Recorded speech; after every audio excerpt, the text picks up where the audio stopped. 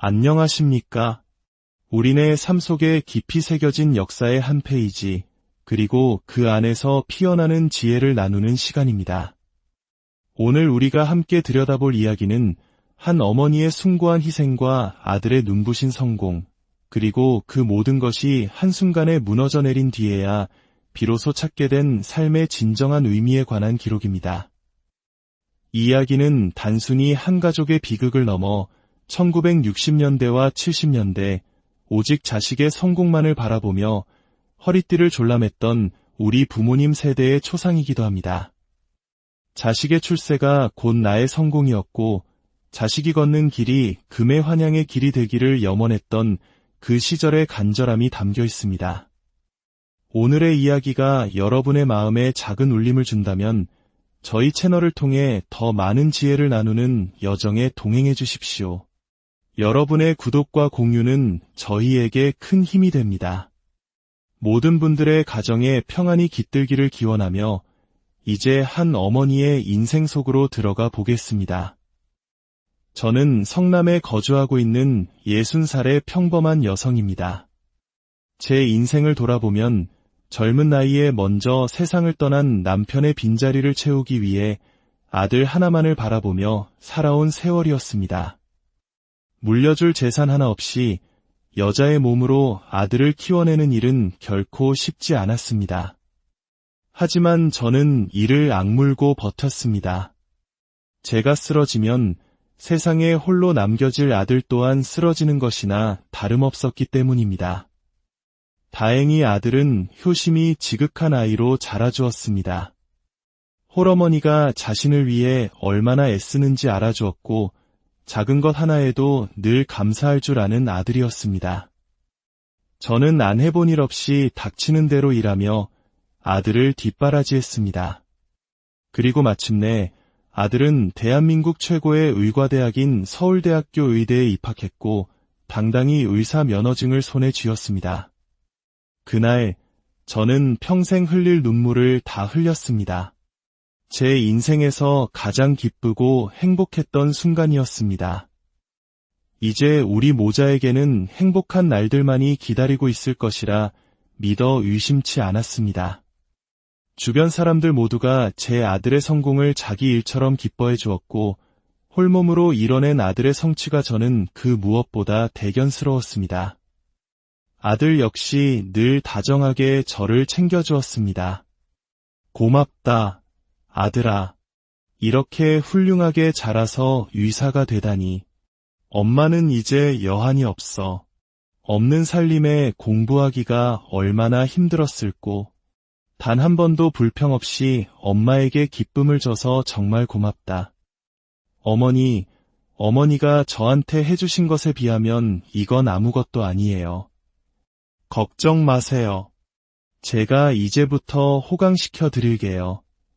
그동안 혼자 흘리신 눈물, 제가 다 갚아드릴 테니 2다리 쭉 펴고 주무세요. 아들의 그 말 한마디는 세상의 모든 시름을 잊게 하는 명약과도 같았습니다.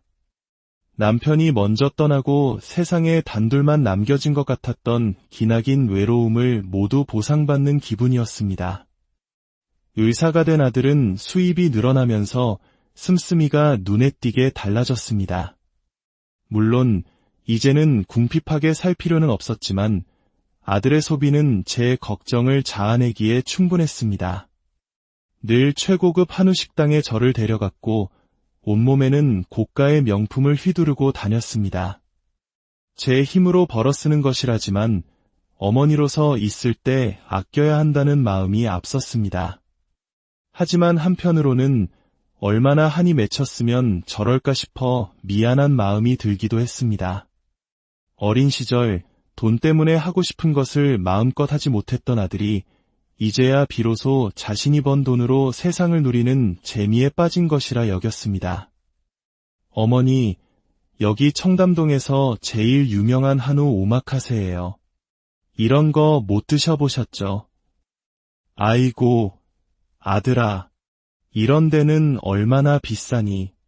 내가 힘들게 번 돈인데 엄마는 그냥 집에서 먹는 갈비도 좋단다. 너무 무리하지 마라. 에이, 어머니한테 쓰는 건데 뭐가 아까워요. 제가 이 정도는 버니까 걱정 마세요. 이러려고 돈 버는 거잖아요. 의사 아들 둔 어머니인데 가방 하나는 좋은 거 메고 다니셔야 아들 기가 산 겁니다. 아들은 기어코 저를 명품 매장으로 데려가 제게는 어울리지도 않는 비싼 가방을 사주었습니다. 고마운 마음과 함께 걱정이 교차했습니다. 그저 가난했던 어린 시절에 대한 보상 심리련이 그렇게만 생각했습니다. 시간이 흘러 아들은 결혼하겠다며 예쁘고 똑 부러지는 아가씨를 데려왔습니다. 평범한 회사에 다니는 여성이었는데 저는 첫눈에 며느리감이 마음에 들었습니다. 야무진 말투와 총기 있는 눈빛이 제 아들과 참 잘 어울리는 한 쌍이라 생각했습니다. 말씀 많이 들었습니다. 어머님, 대승 씨를 이렇게 훌륭하게 키워주셔서 정말 감사드려요. 혼자서 얼마나 힘드셨을지 존경스럽습니다. 삭삭하고 고운 마음씨를 가진 며느리를 보니 저도 모르게 마음의 문이 활짝 열렸습니다. 저는 며느리를 딸처럼 여기기로 마음먹었습니다.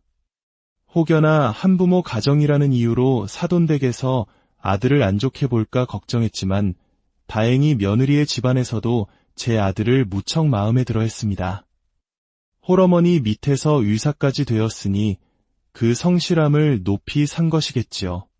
하지만 결혼을 준비하는 과정에서 저는 충격적인 사실을 알게 되었습니다. 아들에게 상당한 빚이 있다는 것이었습니다. 저는 단 한 번도 아들에게 학자금 대출조차 받게 한 적이 없었습니다. 제 몸이 부서져라 일하며 모든 것을 뒷받침해 주었는데 아들은 생활비 명목으로 여러 은행에서 큰 돈을 대출받았던 것입니다. 순간 머리가 띵했습니다. 이 많은 돈을 어디에 썼을까? 의사 월급이 적은 것도 아닐 텐데 어쩌자고 이리도 사치스럽게 살았을까? 대승아, 대체 무슨 빚이 그리 많으냐? 내 수입이면 너 하나 책임지기는 충분하지 않니? 아, 그냥 의사 체면도 있고 후배들 밥도 사줘야 하고 돈 들어갈 데가 많았어요. 충분히 갚을 수 있으니 어머니는 신경 쓰지 마세요. 제가 알아서 할게요. 아들은 대수롭지 않게 말했지만 제 마음은 무겁기만 했습니다. 한 가정을 책임져야 할 아들이 너무나 무책임하게 느껴졌습니다. 며느리는 이 사실을 전혀 모르고 있었습니다. 신도시에 아파트를 마련할 계획이었지만 이 대출금을 정리하지 않으면 주택 대출조차 받을 수 없는 상황이었습니다. 첫 출발부터 아들이 단추를 잘못 끼우는 것은 아닐까, 사돈댁에서 얼마나 실망할까, 온갖 걱정이 저를 짓눌렀습니다. 그리고 마음 한구석에는 가장 큰 두려움이 자리 잡고 있었습니다. 압이 없는 자식이라 저렇게 되었나, 제가 아무리 애를 써도 채워줄 수 없었던 아버지의 빈자리가 아들을 이렇게 만든 것은 아닌가 하는 죄책감에 마음이 찢어질 듯 아팠습니다. 결국 저는 결심했습니다. 아들의 빚을 모두 정리해주기로. 그것이 제 마음을 편하게 하는 유일한 길이라 생각했습니다. 총 빚이 얼마나 되니? 이걸 해결해야 아파트 대출이라도 받을 수 있지 않겠니? 한 8천만 원 정도 돼요. 어머니, 제가 갚을 수 있다니까요. 저는 그동안 한 푼 두 푼 아껴 모아두었던 1억 원을 아들에게 건넸습니다. 본래 아들이 아파트를 살 때 보태주려던 돈이었습니다. 어차피 도와주려던 것이니 좋은 마음으로 건네며 간곡히 당부했습니다. 이 돈으로 빚을 모두 청산하고 앞으로는 절대 이렇게 씀씀이를 크게 살면 안 된다.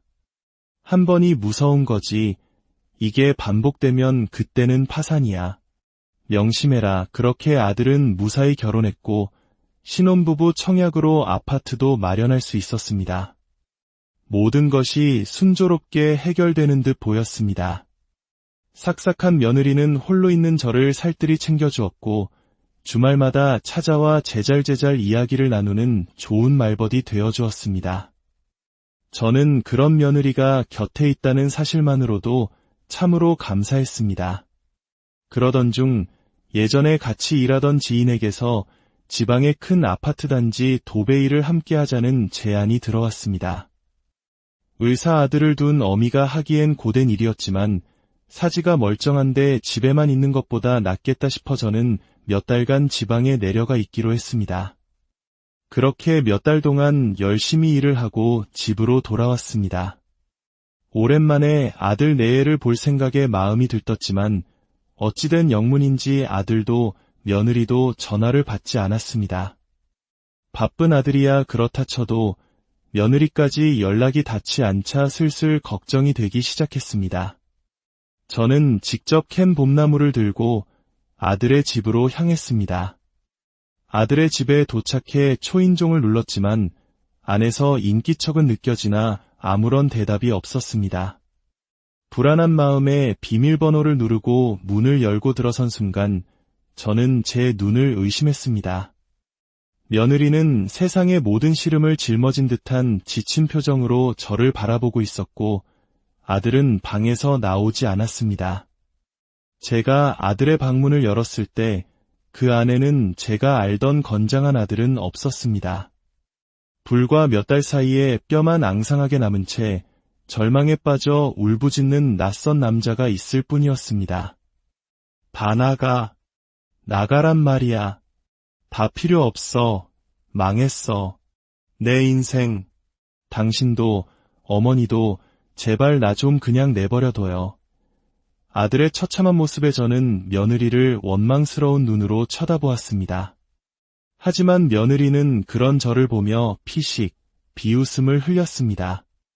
저는 그 모습에 화를 참지 못하고 며느리의 뺨을 치려 했습니다. 바로 그때 며느리가 뱉은 한마디는 제 평생을 송두리째 부정하는 비수와도 같았습니다.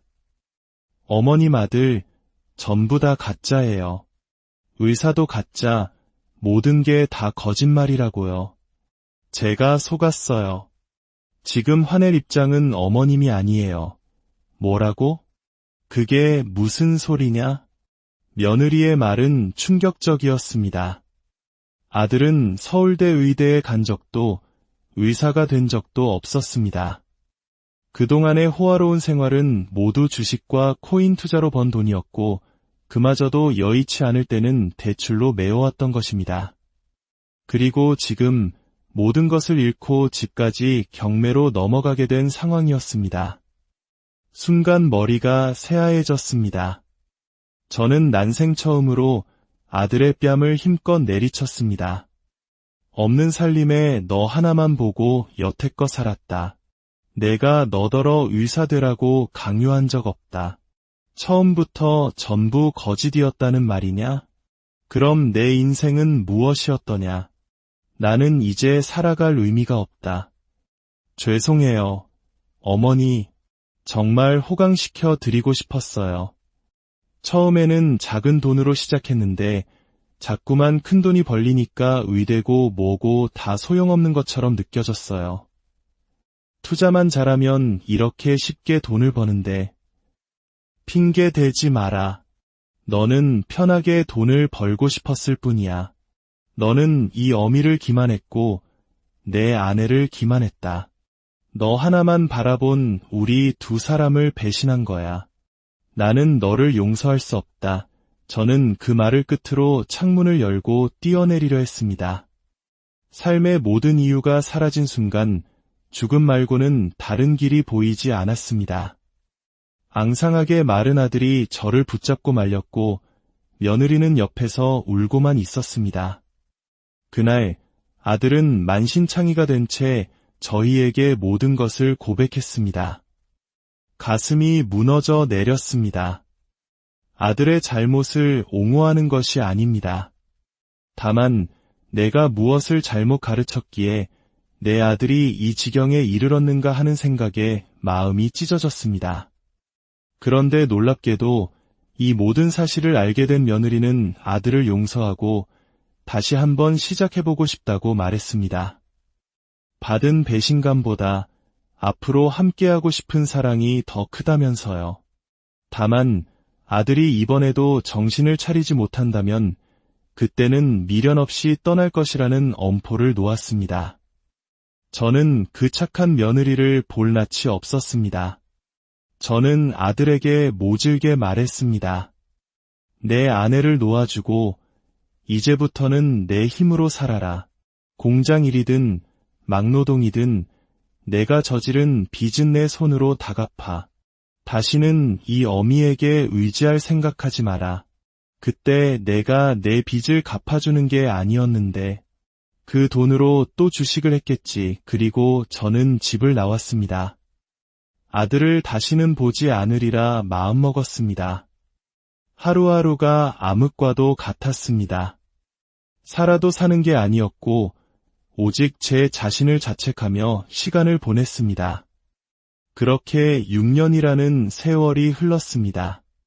어느 날 초인종이 울렸고 문을 열자 그곳에는 제 아들과 며느리, 그리고 처음 보는 아이, 제 손주가 서 있었습니다. 아들은 예전보다 훨씬 건강하고 편안한 얼굴을 하고 있었습니다. 문이 열리자마자 아들은 그 자리에 무릎을 꿇고 제게 싹싹 빌며 용서를 구했습니다. 어머니, 죄송합니다. 민주 덕분에 다시 일어설 수 있었어요. 이제 정말 자리 잡았습니다. 이 아이는 어머니 손자예요. 참았던 눈물이 터져 나왔습니다. 지난 6년간의 응어리가 한순간에 녹아내리는 기분이었습니다. 다시는 안 보겠다고 다짐했지만 사실 저는 아들 내외를 애타게 기다리고 있었던 것입니다. 착한 며느리는 아들 곁을 떠나지 않고 그가 다시 일어설 수 있도록 곁을 지켜주었습니다. 아들은 일용직부터 시작해 닥치는 대로 일을 하며 빚을 갚아나갔다고 합니다. 음식 솜씨가 좋은 며느리와 함께 작은 분식집을 열었고 다행히 장사가 잘 되어 지금은 눈코 뜰 새 없이 바쁜 나날을 보내고 있다고 했습니다. 무엇보다 자신의 아이가 생긴 이후로는 허황된 꿈을 줬던 주식이나 코인은 거들떠보지도 않고 하루하루 정직한 땀을 흘리며 살아가고 있었습니다. 저는 그 사실이 무엇보다 감사했습니다. 이제야 모든 것이 제자리를 찾은 것 같아 비로소 마음이 놓였습니다. 아들은 제게 돈 봉투 하나를 내밀었습니다. 어머니, 그때 결혼할 때 도와주셨던 돈입니다. 제가 너무 철이 없었습니다. 다시는 그런 허황된 꿈을 좇지 않겠습니다. 이제야 모든 것에서 떳떳해진 것 같습니다. 정말 죄송합니다. 정신 차렸으면 됐다. 그걸로 된 거야. 이렇게 무너지지 않고 다시 찾아와 준 것만으로도 고맙다. 아들아, 저는 그 돈을 받지 않고 며느리의 손에 쥐어주었습니다. 아들 곁을 묵묵히 지켜준 며느리에게 제가 해줄 수 있는 작은 마음의 표시였습니다. 돌아보면 참으로 다사다난한 인생이었습니다. 자식이 잘못된 길을 갔을 때 부모가 느끼는 죄책감과 무력감은 겪어보지 않은 사람은 알 수 없을 겁니다. 제 인생은 실패작이라고 생각했지만 지금은 모든 것이 제자리를 찾았다는 안도감 속에 하루하루를 보내고 있습니다. 무슨 복이 있어 이토록 착하고 지혜로운 며느리를 얻었을까? 나약했던 아들 곁에서 끝까지 힘이 되어준 며느리에게 어떻게 이 고마움을 갚아야 할까? 늘 그 생각뿐입니다. 그리고 이제는 편안한 얼굴로 정직하게 살아가는 아들을 보며 저 역시 마음의 평화를 얻고 있습니다. 한 사람의 인생이 무너졌을 때 그를 다시 일으켜 세우는 것은 화려한 성공이 아니라 곁을 지키는 진실한 사랑과 정직한 땀방울이었습니다. 오늘 이야기는 여기서 마칩니다. 여러분의 삶에도 시련이 찾아왔을 때 그 곁을 지켜주는 소중한 사람들과 함께 다시 일어서는 용기를 얻으시기를 진심으로 바랍니다. 안녕하십니까? 우리네 삶 속에 깊이 새겨진 역사의 한 페이지, 그리고 그 안에서 피어나는 지혜를 나누는 시간입니다. 오늘 우리가 함께 들여다볼 이야기는 한 어머니의 숭고한 희생과 아들의 눈부신 성공, 그리고 그 모든 것이 한순간에 무너져 내린 뒤에야 비로소 찾게 된 삶의 진정한 의미에 관한 기록입니다. 이 이야기는 단순히 한 가족의 비극을 넘어 1960년대와 70년대 오직 자식의 성공만을 바라보며 허리띠를 졸라맸던 우리 부모님 세대의 초상이기도 합니다. 자식의 출세가 곧 나의 성공이었고 자식이 걷는 길이 금의 환양의 길이 되기를 염원했던 그 시절의 간절함이 담겨 있습니다. 오늘의 이야기가 여러분의 마음에 작은 울림을 준다면 저희 채널을 통해 더 많은 지혜를 나누는 여정에 동행해 주십시오. 여러분의 구독과 공유는 저희에게 큰 힘이 됩니다.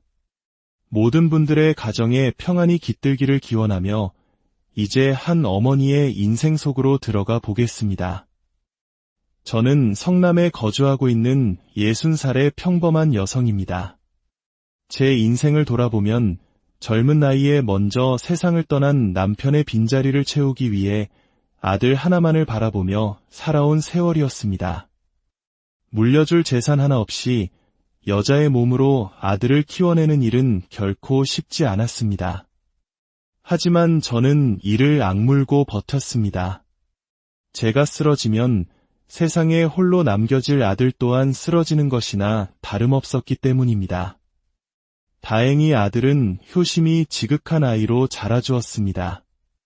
홀어머니가 자신을 위해 얼마나 애쓰는지 알아주었고 작은 것 하나에도 늘 감사할 줄 아는 아들이었습니다. 저는 안 해본 일 없이 닥치는 대로 일하며 아들을 뒷바라지했습니다. 그리고 마침내 아들은 대한민국 최고의 의과대학인 서울대학교 의대에 입학했고 당당히 의사 면허증을 손에 쥐었습니다. 그날 저는 평생 흘릴 눈물을 다 흘렸습니다. 제 인생에서 가장 기쁘고 행복했던 순간이었습니다. 이제 우리 모자에게는 행복한 날들만이 기다리고 있을 것이라 믿어 의심치 않았습니다. 주변 사람들 모두가 제 아들의 성공을 자기 일처럼 기뻐해 주었고 홀몸으로 이뤄낸 아들의 성취가 저는 그 무엇보다 대견스러웠습니다.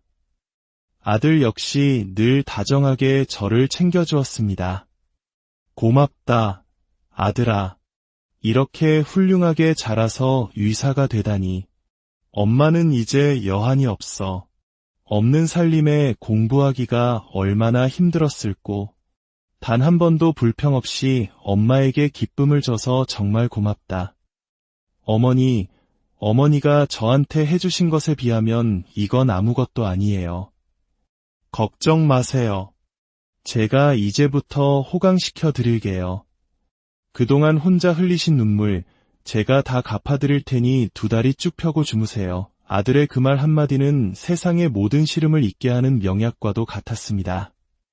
남편이 먼저 떠나고 세상에 단둘만 남겨진 것 같았던 기나긴 외로움을 모두 보상받는 기분이었습니다. 의사가 된 아들은 수입이 늘어나면서 씀씀이가 눈에 띄게 달라졌습니다. 물론 이제는 궁핍하게 살 필요는 없었지만 아들의 소비는 제 걱정을 자아내기에 충분했습니다. 늘 최고급 한우 식당에 저를 데려갔고 온몸에는 고가의 명품을 휘두르고 다녔습니다. 제 힘으로 벌어쓰는 것이라지만 어머니로서 있을 때 아껴야 한다는 마음이 앞섰습니다. 하지만 한편으로는 얼마나 한이 맺혔으면 저럴까 싶어 미안한 마음이 들기도 했습니다. 어린 시절 돈 때문에 하고 싶은 것을 마음껏 하지 못했던 아들이 이제야 비로소 자신이 번 돈으로 세상을 누리는 재미에 빠진 것이라 여겼습니다. 어머니, 여기 청담동에서 제일 유명한 한우 오마카세예요. 이런 거 못 드셔보셨죠? 아이고, 아들아. 이런 데는 얼마나 비싸니.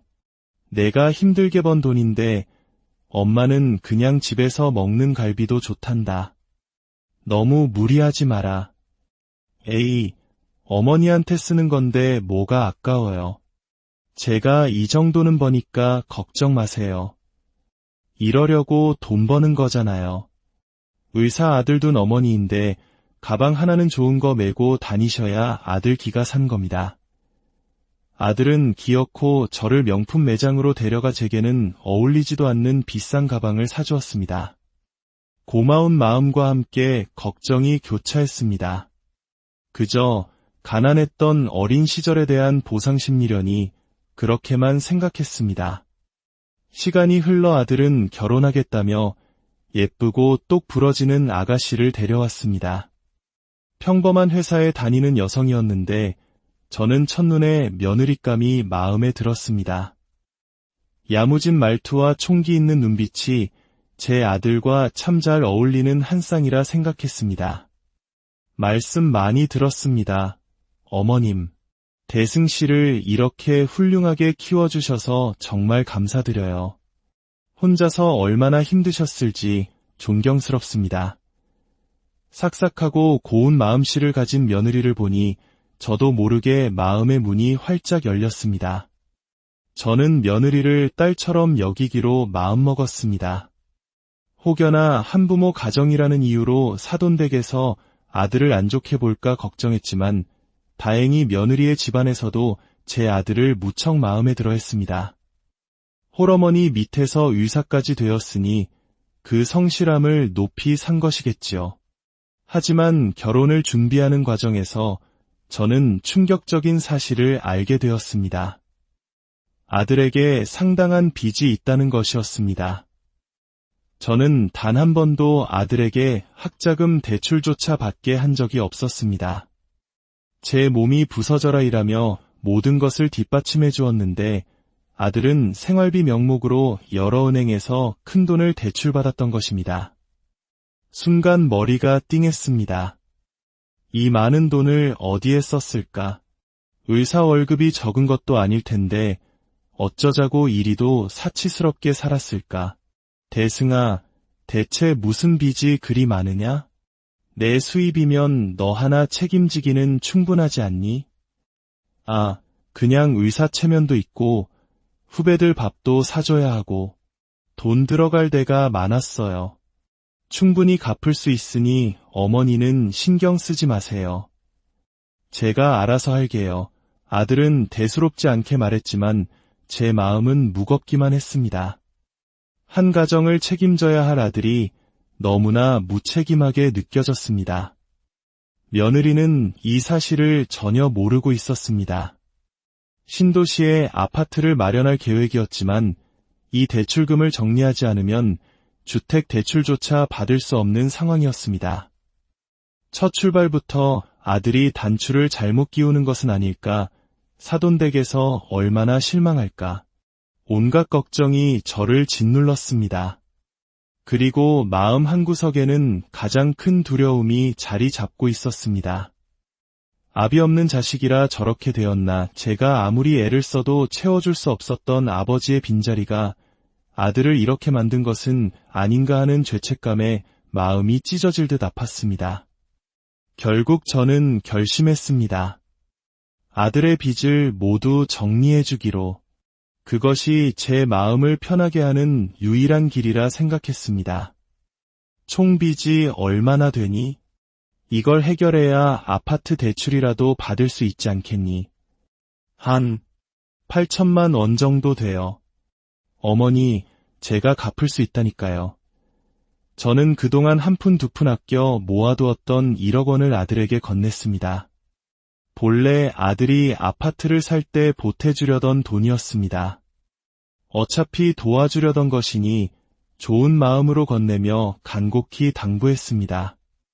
이 돈으로 빚을 모두 청산하고 앞으로는 절대 이렇게 씀씀이를 크게 살면 안 된다. 한 번이 무서운 거지.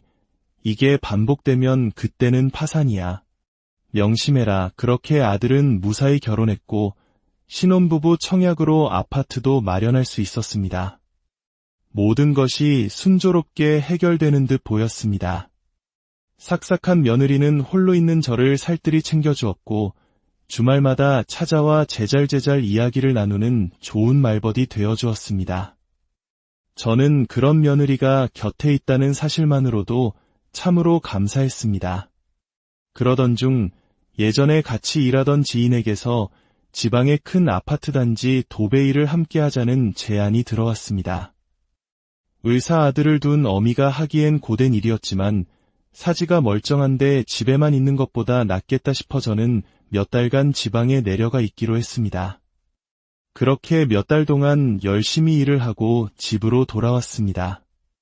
오랜만에 아들 내애를 볼 생각에 마음이 들떴지만 어찌된 영문인지 아들도 며느리도 전화를 받지 않았습니다. 바쁜 아들이야 그렇다 쳐도 며느리까지 연락이 닿지 않자 슬슬 걱정이 되기 시작했습니다. 저는 직접 캔 봄나무를 들고 아들의 집으로 향했습니다. 아들의 집에 도착해 초인종을 눌렀지만 안에서 인기척은 느껴지나 아무런 대답이 없었습니다. 불안한 마음에 비밀번호를 누르고 문을 열고 들어선 순간 저는 제 눈을 의심했습니다. 며느리는 세상의 모든 시름을 짊어진 듯한 지친 표정으로 저를 바라보고 있었고 아들은 방에서 나오지 않았습니다.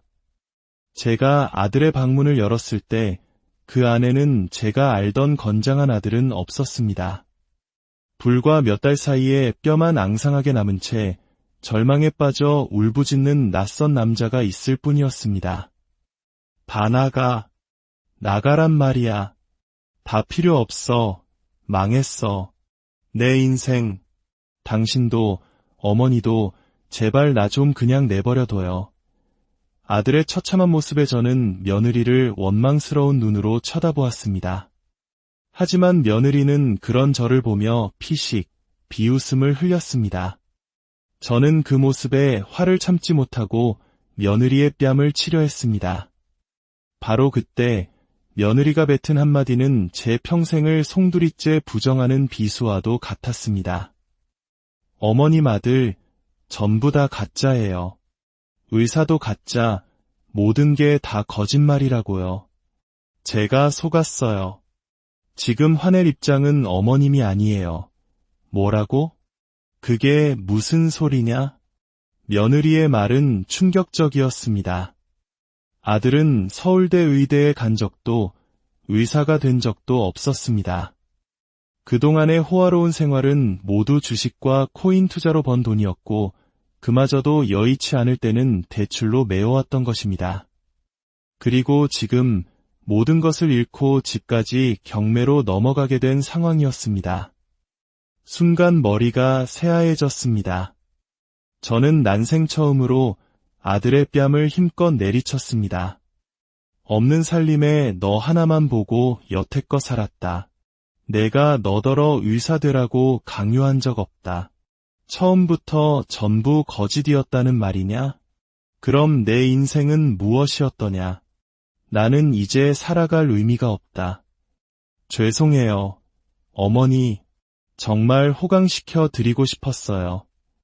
처음에는 작은 돈으로 시작했는데 자꾸만 큰 돈이 벌리니까 의대고 뭐고 다 소용없는 것처럼 느껴졌어요. 투자만 잘하면 이렇게 쉽게 돈을 버는데 핑계 대지 마라. 너는 편하게 돈을 벌고 싶었을 뿐이야. 너는 이 어미를 기만했고 내 아내를 기만했다. 너 하나만 바라본 우리 두 사람을 배신한 거야. 나는 너를 용서할 수 없다. 저는 그 말을 끝으로 창문을 열고 뛰어내리려 했습니다. 삶의 모든 이유가 사라진 순간 죽음 말고는 다른 길이 보이지 않았습니다. 앙상하게 마른 아들이 저를 붙잡고 말렸고 며느리는 옆에서 울고만 있었습니다. 그날 아들은 만신창이가 된 채 저희에게 모든 것을 고백했습니다. 가슴이 무너져 내렸습니다. 아들의 잘못을 옹호하는 것이 아닙니다. 다만 내가 무엇을 잘못 가르쳤기에 내 아들이 이 지경에 이르렀는가 하는 생각에 마음이 찢어졌습니다. 그런데 놀랍게도 이 모든 사실을 알게 된 며느리는 아들을 용서하고 다시 한번 시작해보고 싶다고 말했습니다. 받은 배신감보다 앞으로 함께하고 싶은 사랑이 더 크다면서요. 다만 아들이 이번에도 정신을 차리지 못한다면 그때는 미련 없이 떠날 것이라는 엄포를 놓았습니다. 저는 그 착한 며느리를 볼 낯이 없었습니다. 저는 아들에게 모질게 말했습니다. 내 아내를 놓아주고 이제부터는 내 힘으로 살아라. 공장 일이든 막노동이든 내가 저지른 빚은 내 손으로 다 갚아. 다시는 이 어미에게 의지할 생각하지 마라. 그때 내가 내 빚을 갚아주는 게 아니었는데 그 돈으로 또 주식을 했겠지. 그리고 저는 집을 나왔습니다. 아들을 다시는 보지 않으리라 마음먹었습니다. 하루하루가 암흑과도 같았습니다. 살아도 사는 게 아니었고 오직 제 자신을 자책하며 시간을 보냈습니다. 그렇게 6년이라는 세월이 흘렀습니다. 어느 날 초인종이 울렸고 문을 열자 그곳에는 제 아들과 며느리, 그리고 처음 보는 아이, 제 손주가 서 있었습니다. 아들은 예전보다 훨씬 건강하고 편안한 얼굴을 하고 있었습니다. 문이 열리자마자 아들은 그 자리에 무릎을 꿇고 제게 싹싹 빌며 용서를 구했습니다. 어머니, 죄송합니다. 민주 덕분에 다시 일어설 수 있었어요. 이제 정말 자리 잡았습니다. 이 아이는 어머니 손자예요. 참았던 눈물이 터져 나왔습니다. 지난 6년간의 응어리가 한순간에 녹아내리는 기분이었습니다. 다시는 안 보겠다고 다짐했지만 사실 저는 아들 내외를 애타게 기다리고 있었던 것입니다. 착한 며느리는 아들 곁을 떠나지 않고 그가 다시 일어설 수 있도록 곁을 지켜주었습니다. 아들은 일용직부터 시작해 닥치는 대로 일을 하며 빚을 갚아나갔다고 합니다. 음식 솜씨가 좋은 며느리와 함께 작은 분식집을 열었고 다행히 장사가 잘 되어 지금은 눈코 뜰 새 없이 바쁜 나날을 보내고 있다고 했습니다. 무엇보다 자신의 아이가 생긴 이후로는 허황된 꿈을 줬던 주식이나 코인은 거들떠보지도 않고 하루하루 정직한 땀을 흘리며 살아가고 있었습니다. 저는 그 사실이 무엇보다 감사했습니다. 이제야 모든 것이 제자리를 찾은 것 같아 비로소 마음이 놓였습니다. 아들은 제게 돈 봉투 하나를 내밀었습니다.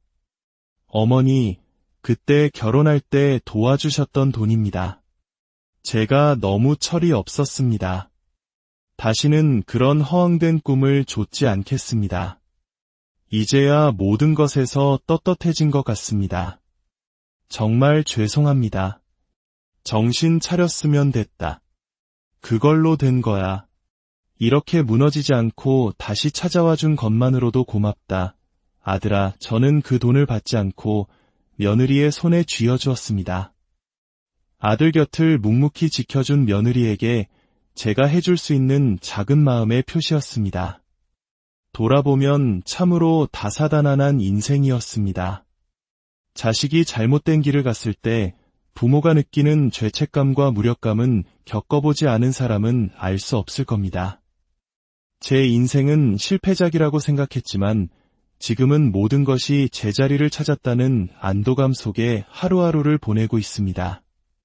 무슨 복이 있어 이토록 착하고 지혜로운 며느리를 얻었을까? 나약했던 아들 곁에서 끝까지 힘이 되어준 며느리에게 어떻게 이 고마움을 갚아야 할까? 늘 그 생각뿐입니다. 그리고 이제는 편안한 얼굴로 정직하게 살아가는 아들을 보며 저 역시 마음의 평화를 얻고 있습니다. 한 사람의 인생이 무너졌을 때 그를 다시 일으켜 세우는 것은 화려한 성공이 아니라 곁을 지키는 진실한 사랑과 정직한 땀방울이었습니다. 오늘 이야기는 여기서 마칩니다. 여러분의 삶에도 시련이 찾아왔을 때 그 곁을 지켜주는 소중한 사람들과 함께 다시 일어서는 용기를 얻으시기를 진심으로 바랍니다. 안녕하십니까? 우리네 삶 속에 깊이 새겨진 역사의 한 페이지, 그리고 그 안에서 피어나는 지혜를 나누는 시간입니다. 오늘 우리가 함께 들여다볼 이야기는 한 어머니의 숭고한 희생과 아들의 눈부신 성공, 그리고 그 모든 것이 한순간에 무너져 내린 뒤에야 비로소 찾게 된 삶의 진정한 의미에 관한 기록입니다.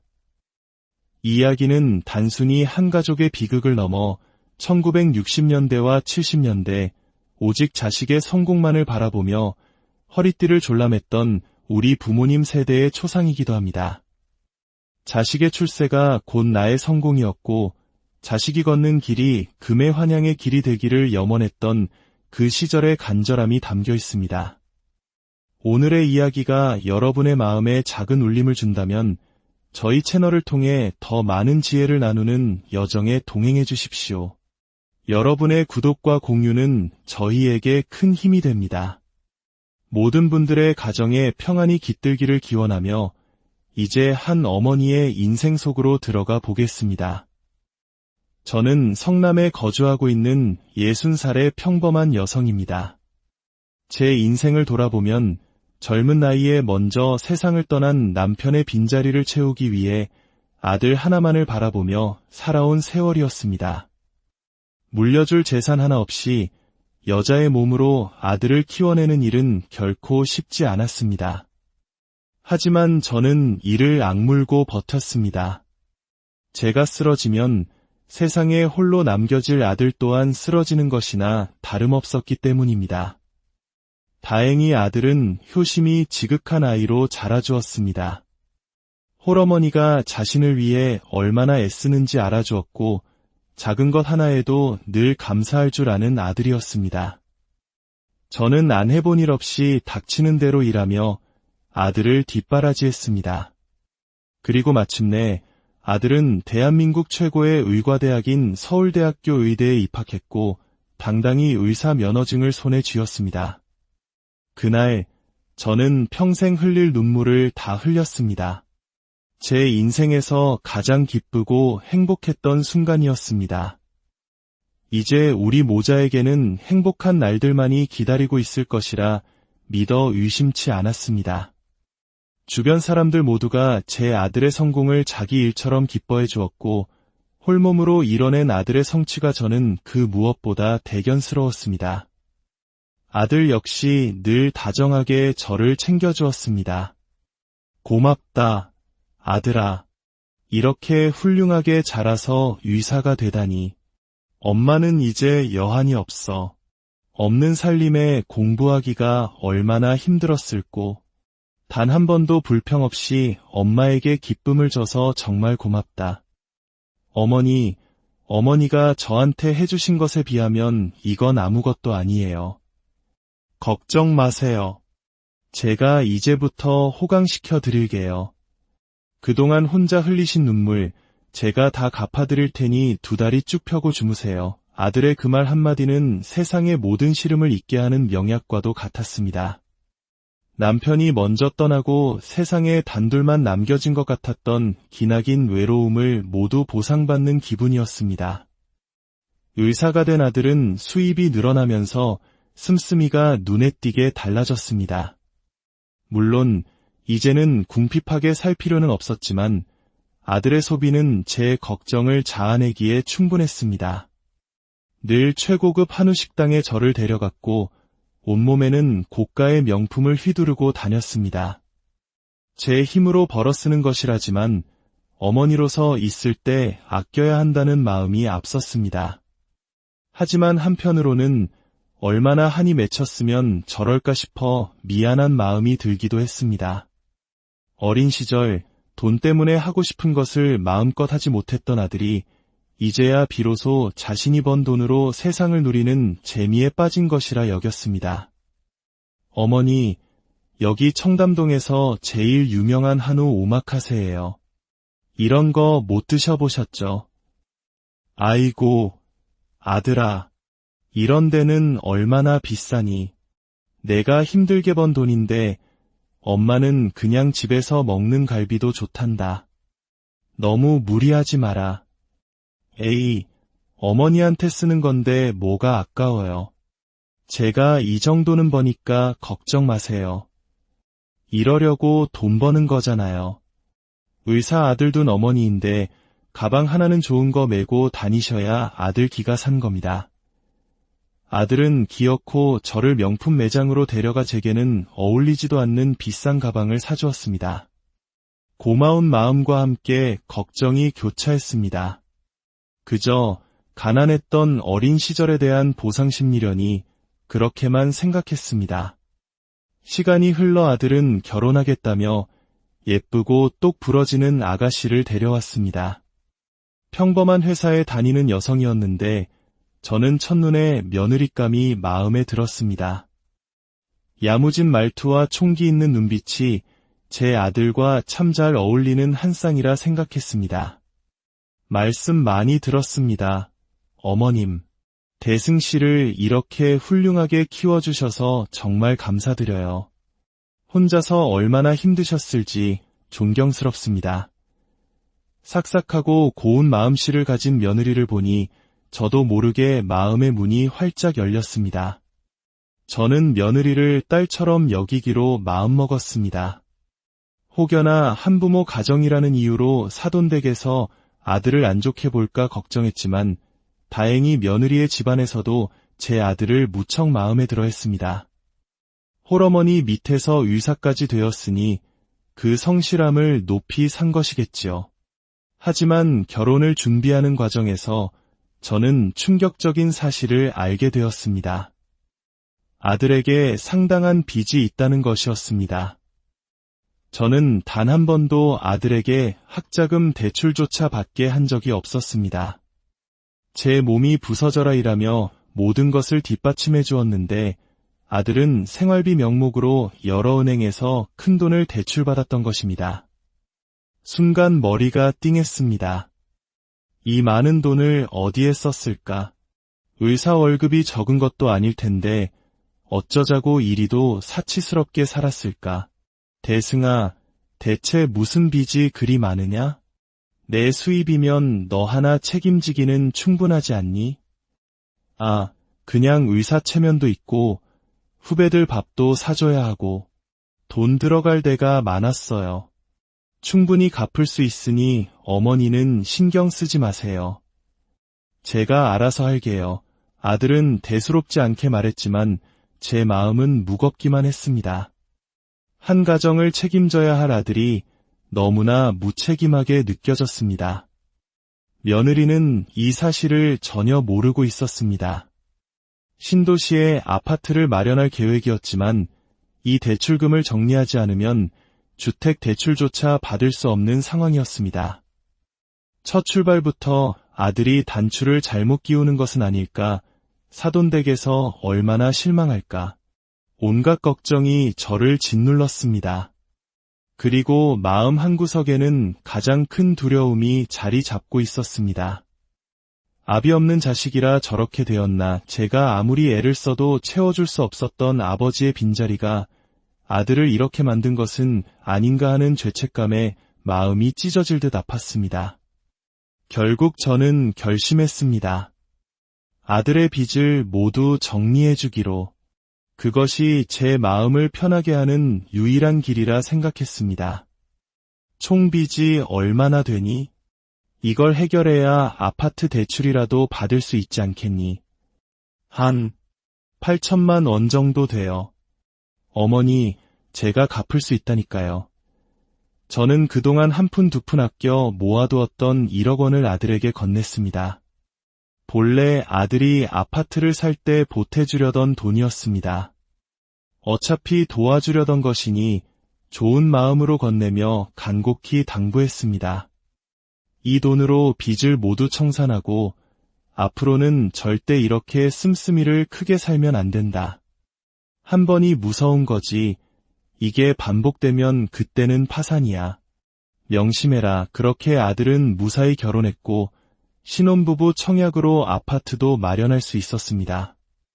모든 것이 순조롭게 해결되는 듯 보였습니다. 삭삭한 며느리는 홀로 있는 저를 살뜰히 챙겨주었고 주말마다 찾아와 제잘제잘 이야기를 나누는 좋은 말벗이 되어주었습니다. 저는 그런 며느리가 곁에 있다는 사실만으로도 참으로 감사했습니다. 그러던 중 예전에 같이 일하던 지인에게서 지방의 큰 아파트 단지 도배일을 함께 하자는 제안이 들어왔습니다. 의사 아들을 둔 어미가 하기엔 고된 일이었지만 사지가 멀쩡한데 집에만 있는 것보다 낫겠다 싶어 저는 몇 달간 지방에 내려가 있기로 했습니다. 그렇게 몇 달 동안 열심히 일을 하고 집으로 돌아왔습니다. 오랜만에 아들 내외를 볼 생각에 마음이 들떴지만 어찌된 영문인지 아들도 며느리도 전화를 받지 않았습니다. 바쁜 아들이야 그렇다 쳐도 며느리까지 연락이 닿지 않자 슬슬 걱정이 되기 시작했습니다. 저는 직접 캔 봄나무를 들고 아들의 집으로 향했습니다. 아들의 집에 도착해 초인종을 눌렀지만 안에서 인기척은 느껴지나 아무런 대답이 없었습니다. 불안한 마음에 비밀번호를 누르고 문을 열고 들어선 순간 저는 제 눈을 의심했습니다. 며느리는 세상의 모든 시름을 짊어진 듯한 지친 표정으로 저를 바라보고 있었고 아들은 방에서 나오지 않았습니다. 제가 아들의 방문을 열었을 때 그 안에는 제가 알던 건장한 아들은 없었습니다. 불과 몇 달 사이에 뼈만 앙상하게 남은 채 절망에 빠져 울부짖는 낯선 남자가 있을 뿐이었습니다. 다 나가란 말이야. 다 필요 없어. 망했어. 내 인생. 당신도 어머니도 제발 나 좀 그냥 내버려둬요. 아들의 처참한 모습에 저는 며느리를 원망스러운 눈으로 쳐다보았습니다. 하지만 며느리는 그런 저를 보며 피식, 비웃음을 흘렸습니다. 저는 그 모습에 화를 참지 못하고 며느리의 뺨을 치려 했습니다. 바로 그때 며느리가 뱉은 한마디는 제 평생을 송두리째 부정하는 비수와도 같았습니다. 어머님 아들, 전부 다 가짜예요. 의사도 가짜, 모든 게 다 거짓말이라고요. 제가 속았어요. 지금 화낼 입장은 어머님이 아니에요. 뭐라고? 그게 무슨 소리냐? 며느리의 말은 충격적이었습니다. 아들은 서울대 의대에 간 적도 의사가 된 적도 없었습니다. 그동안의 호화로운 생활은 모두 주식과 코인 투자로 번 돈이었고 그마저도 여의치 않을 때는 대출로 메워왔던 것입니다. 그리고 지금 모든 것을 잃고 집까지 경매로 넘어가게 된 상황이었습니다. 순간 머리가 새하얘졌습니다. 저는 난생 처음으로 아들의 뺨을 힘껏 내리쳤습니다. 없는 살림에 너 하나만 보고 여태껏 살았다. 내가 너더러 의사 되라고 강요한 적 없다. 처음부터 전부 거짓이었다는 말이냐? 그럼 내 인생은 무엇이었더냐? 나는 이제 살아갈 의미가 없다. 죄송해요. 어머니, 정말 호강시켜 드리고 싶었어요. 처음에는 작은 돈으로 시작했는데 자꾸만 큰 돈이 벌리니까 의대고 뭐고 다 소용없는 것처럼 느껴졌어요. 투자만 잘하면 이렇게 쉽게 돈을 버는데 핑계 대지 마라. 너는 편하게 돈을 벌고 싶었을 뿐이야. 너는 이 어미를 기만했고 내 아내를 기만했다. 너 하나만 바라본 우리 두 사람을 배신한 거야. 나는 너를 용서할 수 없다. 저는 그 말을 끝으로 창문을 열고 뛰어내리려 했습니다. 삶의 모든 이유가 사라진 순간 죽음 말고는 다른 길이 보이지 않았습니다. 앙상하게 마른 아들이 저를 붙잡고 말렸고 며느리는 옆에서 울고만 있었습니다. 그날 아들은 만신창이가 된 채 저희에게 모든 것을 고백했습니다. 가슴이 무너져 내렸습니다. 아들의 잘못을 옹호하는 것이 아닙니다. 다만 내가 무엇을 잘못 가르쳤기에 내 아들이 이 지경에 이르렀는가 하는 생각에 마음이 찢어졌습니다. 그런데 놀랍게도 이 모든 사실을 알게 된 며느리는 아들을 용서하고 다시 한번 시작해보고 싶다고 말했습니다. 받은 배신감보다 앞으로 함께하고 싶은 사랑이 더 크다면서요. 다만 아들이 이번에도 정신을 차리지 못한다면 그때는 미련 없이 떠날 것이라는 엄포를 놓았습니다. 저는 그 착한 며느리를 볼 낯이 없었습니다. 저는 아들에게 모질게 말했습니다. 내 아내를 놓아주고 이제부터는 내 힘으로 살아라. 공장 일이든 막노동이든 내가 저지른 빚은 내 손으로 다 갚아. 다시는 이 어미에게 의지할 생각하지 마라. 그때 내가 내 빚을 갚아주는 게 아니었는데 그 돈으로 또 주식을 했겠지. 그리고 저는 집을 나왔습니다. 아들을 다시는 보지 않으리라 마음먹었습니다. 하루하루가 암흑과도 같았습니다. 살아도 사는 게 아니었고 오직 제 자신을 자책하며 시간을 보냈습니다. 그렇게 6년이라는 세월이 흘렀습니다. 어느 날 초인종이 울렸고 문을 열자 그곳에는 제 아들과 며느리, 그리고 처음 보는 아이, 제 손주가 서 있었습니다. 아들은 예전보다 훨씬 건강하고 편안한 얼굴을 하고 있었습니다. 문이 열리자마자 아들은 그 자리에 무릎을 꿇고 제게 싹싹 빌며 용서를 구했습니다. 어머니, 죄송합니다. 민주 덕분에 다시 일어설 수 있었어요. 이제 정말 자리 잡았습니다. 이 아이는 어머니 손자예요. 참았던 눈물이 터져 나왔습니다. 지난 6년간의 응어리가 한순간에 녹아내리는 기분이었습니다. 다시는 안 보겠다고 다짐했지만 사실 저는 아들 내외를 애타게 기다리고 있었던 것입니다. 착한 며느리는 아들 곁을 떠나지 않고 그가 다시 일어설 수 있도록 곁을 지켜주었습니다. 아들은 일용직부터 시작해 닥치는 대로 일을 하며 빚을 갚아나갔다고 합니다. 음식 솜씨가 좋은 며느리와 함께 작은 분식집을 열었고 다행히 장사가 잘 되어 지금은 눈코 뜰 새 없이 바쁜 나날을 보내고 있다고 했습니다. 무엇보다 자신의 아이가 생긴 이후로는 허황된 꿈을 줬던 주식이나 코인은 거들떠보지도 않고 하루하루 정직한 땀을 흘리며 살아가고 있었습니다. 저는 그 사실이 무엇보다 감사했습니다.